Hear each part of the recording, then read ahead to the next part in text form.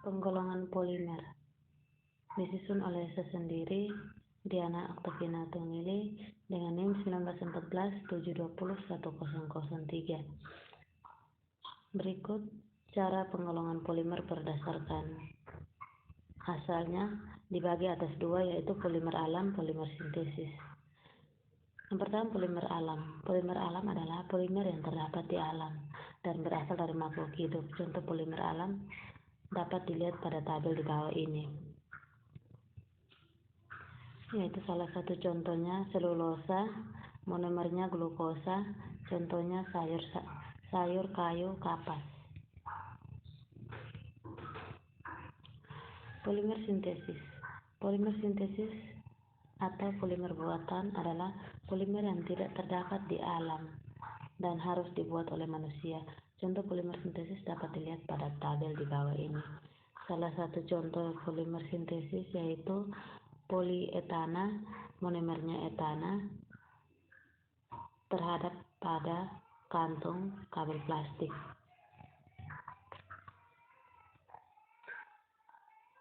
Yang berikut penggolongan polimer berdasarkan monomer penyusunannya. Yang pertama, homopolimer, yaitu polimer yang tersusun dari satu jenis monomer.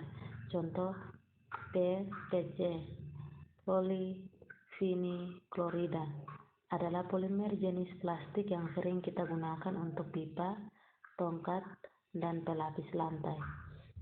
Berikut di bawah ini adalah reaksi dari penggolongan polimer polivinilklorida. Pada polimer adisi, homopolimer ikatan rangkapnya terbuka, lalu berikatan membentuk polimer yang berikatan tunggal. Berikut copolimer, yaitu polimer yang tersusun dari dua jenis, yaitu lebih monomer, contoh SBR, stirena, dan butadiena, adalah karet sintesis yang sering digunakan untuk kendaraan bermotor. Berikut adalah reaksi dari copolimer.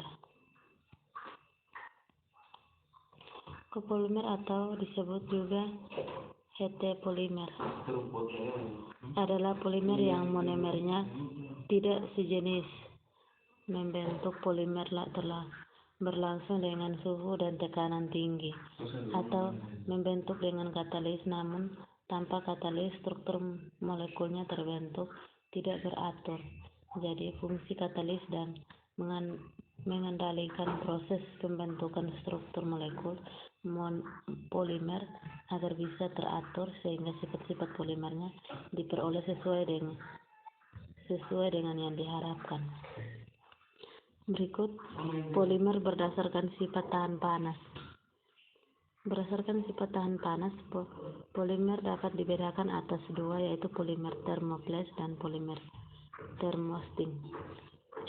Yang pertama, polimer thermoplastic, yaitu polimer yang melunak jika dipanaskan dan dapat dicetak kembali menjadi bentuk lain. Sifat ini disebabkan oleh struktur thermoplastic yang terdiri dari rantai-rantai panjang dengan gaya sintesis antara molekul yang lemah. Sifat-sifat lain dari thermoplastic adalah ringan dan kuat. Contohnya toples. Contoh thermoplastic adalah polietilen, polipropilen, dan PVC. Yang berikut termoset, yaitu polimer yang memiliki bentuk permanen dan tidak menjadi lunak jika dipanaskan. Sifat ini disebabkan oleh adanya banyaknya ikatan kovalen yang kuat antara rantai-rantai molekul. Pemasangan termoplastik pada suhu yang terlalu tinggi dapat memutuskan ikatan-ikatan tersebut dan bahkan membuat tidak dapat memutuskan ikatan-ikatan tersebut dan bahkan membuat termoset menjadi terbakar. Contoh termoset adalah melamin dan bakelit. Keempat, penggolongan polimer berdasarkan pembentukan. Reaksi pembentukan polimer digunakan Polimerisasi dari reaksi polimerisasi adalah reaksi pembuangan molekul kecil, monomer pembentukan molekul yang besar, polimer. Ada dua jenis polimerisasi, yaitu polimerisasi adisi dan polimerisasi kondensasi. Yang pertama, adisi. Seperti yang telah kita ketahui bahwa reaksi adisi